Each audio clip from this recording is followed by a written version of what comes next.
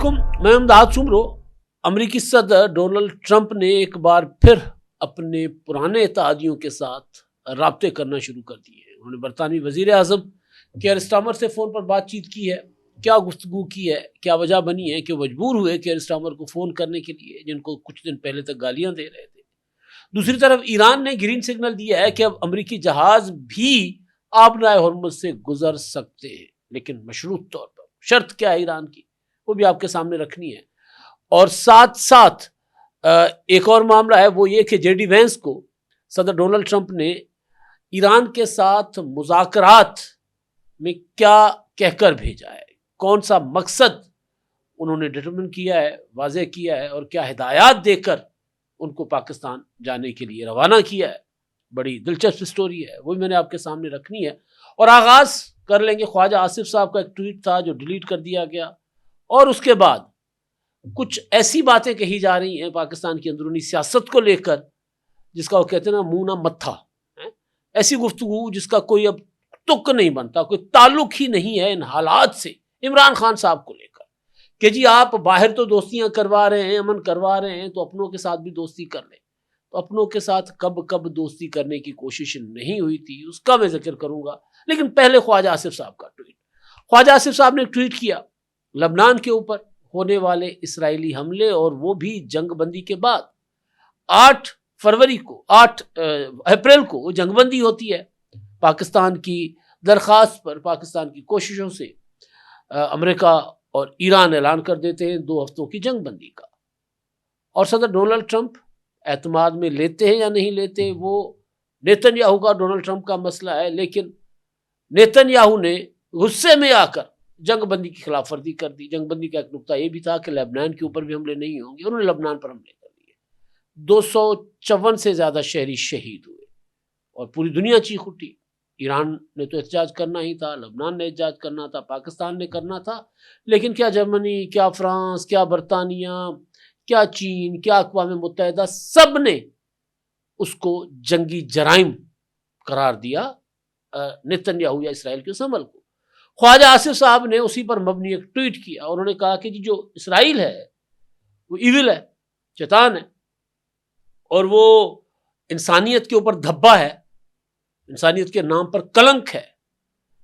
तो बहरहाल उस पर उन्होंने काफ़ी उस लेबनान का हवाला दिया, और ख़ास तौर पर जब इस्लामाबाद में अमन अमल के लिए मुज़ाकरात का अमल जो है वो शुरू हो चुका हुआ है। एक तरह से तो शुरू हो चुका हुआ है, इस्लामाबाद मुकम्मल तौर पर तैयार है। इस्लामाबाद को जो टोटल ही वक्फ कर दिया गया है कि जी ये 2 दिन, आज का और कल का, इस्लामाबाद में सिर्फ मुज़ाकरात ही होंगे और कोई काम नहीं होगा। कारोबार बंद, स्कूल बंद, तालीमी इदारे बंद, सरकारी इदारे बंद, सब कुछ बंद। सिर्फ और सिर्फ मुज़ाकरात के लिए इस्लामाबाद का शहर जो है वो मुख्तस हो गया हुआ है।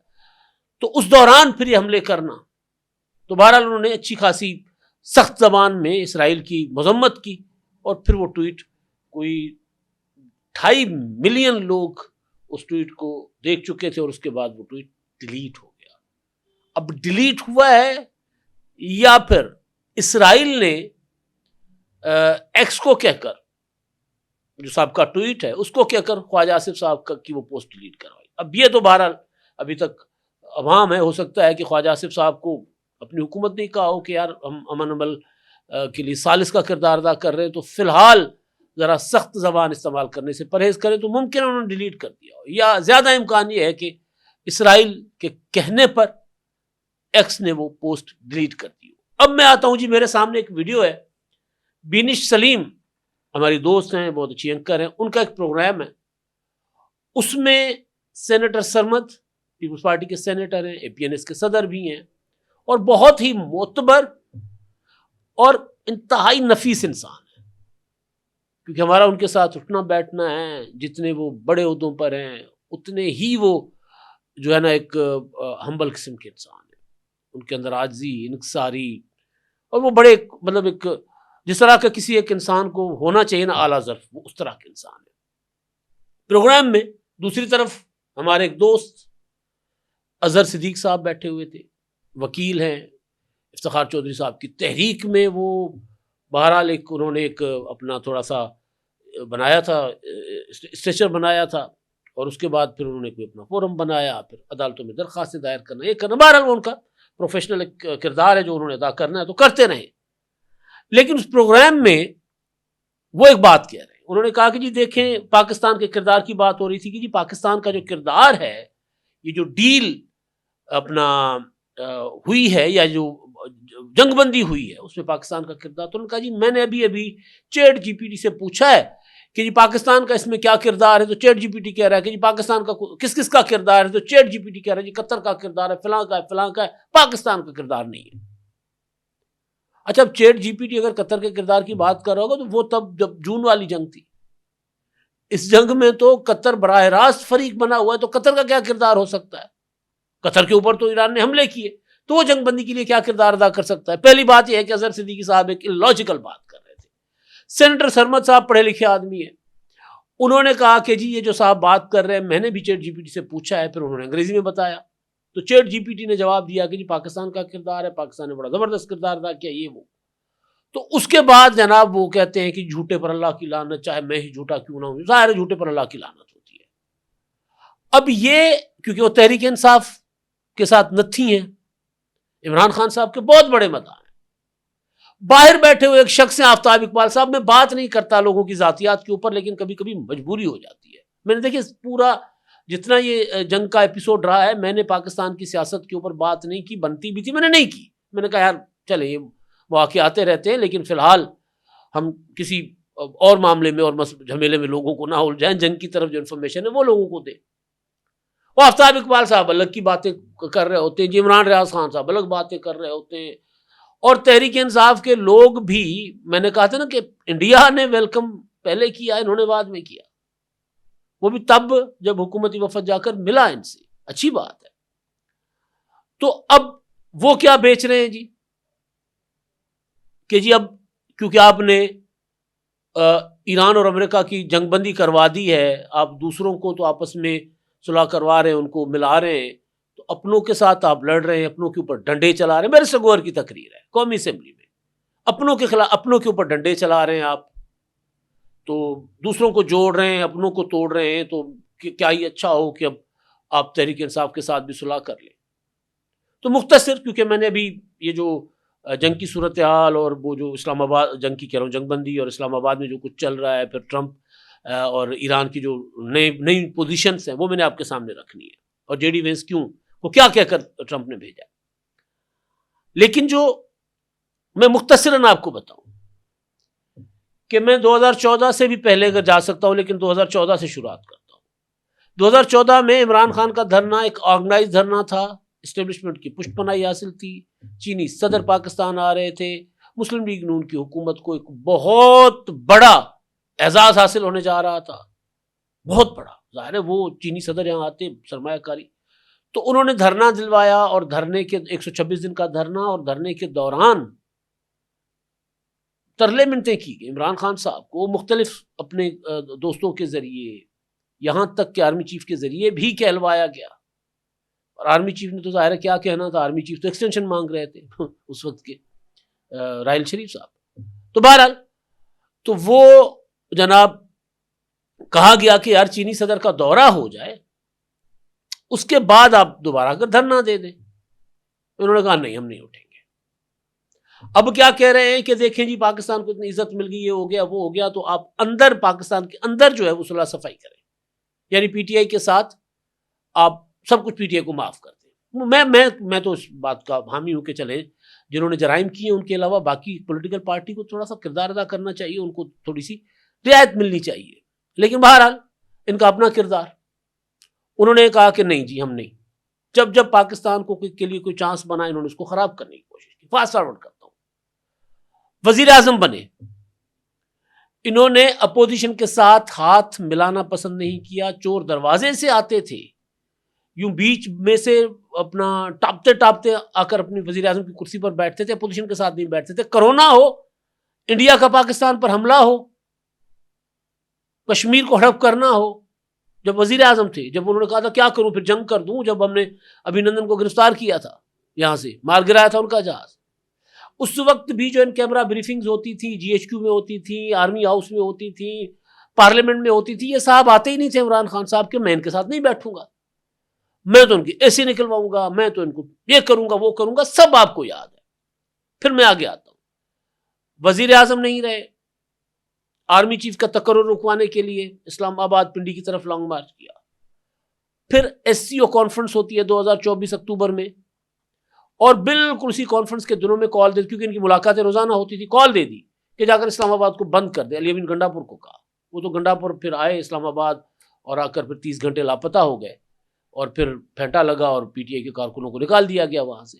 फिर 26 नवंबर को, उस वक्त मुझे सही याद नहीं है, या रूसी वजीर आजम आ रहे थे, अजरबैजान के हुक्मरान आ रहे थे, तो 26 नवंबर, तो 24 नवंबर को कॉल दे दी कि जी आप इस्लामाबाद को जाकर ब्लॉक कर दें, जिसमें गोली भी चली। ये क्लेम करते कि हमारे सैकड़ों लोग, 10-12 लोग जो है वो अफसोसनाक वाकया हुआ था, वो मारे गए थे। वो भी तब जब इंटरनेशनली कोई चीज बन रही थी, मई की जंग इंडिया के अगेंस्ट, या इंडिया ने जब हमला किया, ये क्या कह रहे थे जब मोदी पहलगाम के बाद धमकियां दे रहे थे, उमर अयूब क्या कह रहा था, अलीमा खान क्या कह रही थी, पीटीआई के यूट्यूबर्स क्या कह रहे हैं, इमरान खान तो अंदर है, आप तो जंग जीत नहीं सकते। यानी हर वो मौका जब पाकिस्तान किसी इम्तिहान में हो, किसी मुसीबत में, तो ये कहते हैं इमरान खान को रिहा कर दे। अच्छा, इमरान खान खुद क्या करते रहे? मुज़ाकरात के लिए अब भी हुकूमत ने बड़ी कोशिश की कि इमरान खान साहब सियासी लोगों के साथ बैठकर मुज़ाकरात करें। वो कहते नहीं, मैं तो आर्मी चीफ से मुज़ाकरात करूंगा। फिर आर्मी चीफ के खिलाफ गालम गलोच के ट्वीट भी करते रहे। अब भी ये कह रहे हैं कि नहीं जी देखें आपने, क्योंकि जो दूसरे लोग हैं उनकी तो आपने सुलह सफाई करवा ली है, तो आपस में भी करवा लें। अच्छा जी, ये कौन सा तरीका था कि पाकिस्तान इंतहाई बहरान से, मुआशी बहरान से दो चार था। इन्होंने IMF को खत लिख दिया कि पाकिस्तान को कर्जा ना दे। इन्होंने कहा कि जी अपना सिविल नाफरमानी 16 दिसंबर, याद है ना, जब 26 नवंबर का मिस एडवेंचर नाकाम हुआ। तो अब ये लोग कह रहे हैं, चाहे वो यूट्यूबर्स हैं, चाहे वो पीटीआई के रहनुमा हैं, चाहे कोई और है, वो जो कह रहे हैं, चाहे वो सहाफ़ी हैं, कि जी देखें अब आप बाहर तो आपने बड़ा आला मकाम हासिल कर लिया, तो क्या ही अच्छा हो कि अब आप अंदर भी ना, मुल्क के अंदर भी सुलह सफाई करें। बिल्कुल होनी चाहिए, मफाहमत होनी चाहिए। लेकिन सवाल ये है कि क्या इमरान खान साहब जो हैं, वो उनका जो ट्रैक रिकॉर्ड है या जो उनकी हरकतें हैं, उनकी आदतें हैं, उसके बाद कोई उनकी गारंटी देता है कि जी इमरान खान साहब मफाहमत के लिए बैठेंगे? कोई गारंटी दे दे, मफाहमत कर ले। आप दे दें, उमर गौहर अयूब अपना बैरिस्टर गौहर गारंटी दे दें कि जी हाँ इमरान खान साहब जो है वो बैठ जाएंगे मफाहमत के लिए। तो बहरहाल मैंने सोचा कि ये जरा जरूरी है माजी रिकॉर्ड दुरुस्त करना। इमरान खान साहब वो कैरेक्टर नहीं है जो कौमी मफाद में बात करेंगे। उन अपनी ज़ात से शुरू होकर अपनी ज़ात से पर ख़त्म होते हैं, फिर उनके लिए औलाद भी कुछ नहीं है, फिर उनके लिए बहनें भी कुछ नहीं है, फिर उनके लिए उनकी बेगमात भी कुछ नहीं है, फिर उनके लिए उनकी पार्टी भी कुछ नहीं है। वो कहते हैं कि मेरी ज़ात के साथ सबका ताल्लुक होना चाहिए, जो कुछ करें मेरी ज़ात के लिए करें। अच्छा जी, अब मुख्तसरन अभी डोनाल्ड ट्रंप ने खबरें आ रही हैं कि जी केयर स्टार्मर जो बरतानिया के वजीर आजम हैं, जिनको कुछ दिन पहले वो कह रहे थे, गालियाँ दे रहे थे, उनको उन्होंने फ़ोन पर बात की और उन्होंने कहा है कि जी हम किसी तरह आबना हॉर्मुज़ खुलवाएं, कोई ऐसा मैकेनिज्म बनाएं।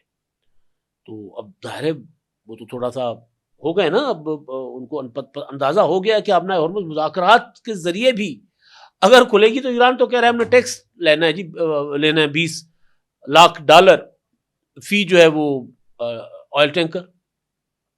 तो वो जाहिर है फिर ईरान तो अब अगर वो शर्त मरवा जाता है, तो ट्रंप कोशिश ये कर रहा है कि मुज़ाकरात के जरिए भी कुछ हासिल करे और दोबारा नेटो और अपने इत्तेहादियों के साथ बैठकर जो है वो कोई सूरत हाल जो है वो ऐसी बनाए कि ईरान को मजबूर किया जा सके कि ईरान आबना हॉर्मुज़ को पुरानी पोजीशन पर बहाल करे। तो ईरान तैयार नहीं है आबना हॉर्मुज़ को पुरानी पोजीशन पर बहाल करने के लिए, बल्कि ईरान ने यह भी कहा है कि भाई अमेरिकी जंगी जहाज़ भी वहाँ से, अपना जंगी कह रहा हूँ, अपना तेल बरदार जहाज़ भी जा सकते हैं वहाँ से, लेकिन टेक्निकल वजूहात हैं जिसके लिए ईरानी फौज से पूछना पड़ेगा, क्योंकि ईरान ने वहाँ पर माइंस बिछाई हैं समंदर के अंदर, जो इंटरनेशनल वाटर्स हैं उनमें माइंस बिछाई हैं, जो ईरान वाला का जो पानी है जो ईरान के हदूद में आता है, वो कह रहे हैं यहाँ से गुजरे, क्योंकि वो तो ईरान का पानी है, तो वहाँ से किसी को गुजरने दे ना गुजरने दे, उनकी मर्जी है।